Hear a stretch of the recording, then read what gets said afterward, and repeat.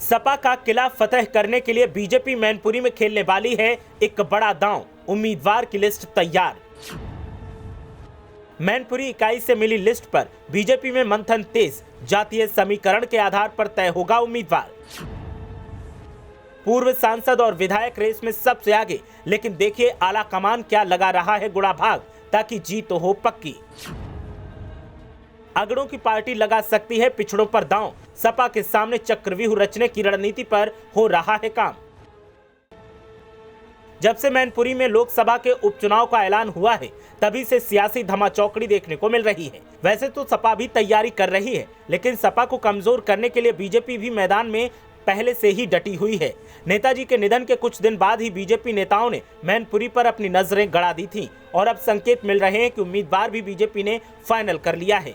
BJP Sapa को हराने के लिए जातीय समीकरण के हिसाब से रणनीति बना रही है और एक बड़ी चाल चलने की तैयारी कर रही है।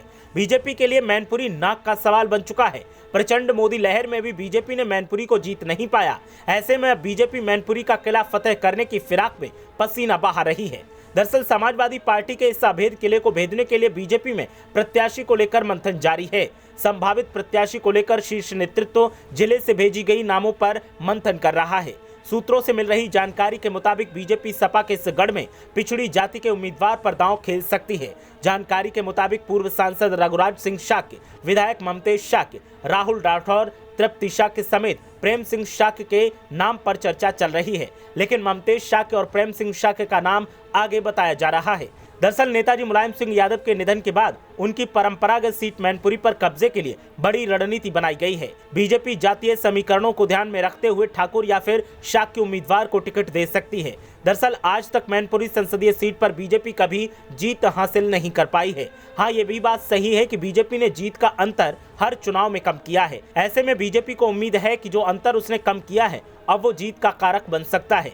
2019 में सपा बीएसपी गठबंधन के बावजूद नेताजी मुलायम सिंह यादव करीब 95,000 वोट से ही जीत पाए थे। ऐसे में बीजेपी को लगता है कि इस बार वो मैनपुरी को फतह कर लेगी। वहीं समाजवादी पार्टी भी तैयारियों में लगी है और दावा किया जा रहा है कि उम्मीदवार का ऐलान होते ही सियासी गतिविधियां बढ़ा दी जाएंगी। बता दें कि मैनपुरी यादव बाहुल सीट मानी जाती है। मैनपुरी संसदीय सीट से जुड़ी जसवंत नगर, करहल और कृष्णी विधानसभा सीटों पर सपा के विधायकों अखिलेश यादव और ब्रजेश कठेरिया का कब्जा है, जबकि मैनपुरी सदर सीट और भोगांव विधानसभा सीट पर बीजेपी के जयवीर सिंह और राम नरेश अग्निहोत्री का कब्जा है। ऐसे में माना जा रहा है कि मैनपुरी की लड़ाई दिलचस्प होने वाली है। अब देखना यह है कि बीजेपी पिछड़ों पर दांव लगाने के लिए तैयार है तो फिर सपा की तरफ से किसे मैदान में उतारा जाएगा और सियासी जंग में किसे जीत मिलेगी। फिलहाल दावा दोनों तरफ से जीत का ठोका जा रहा है। ब्यूरो रिपोर्ट, मीडिया हलचल।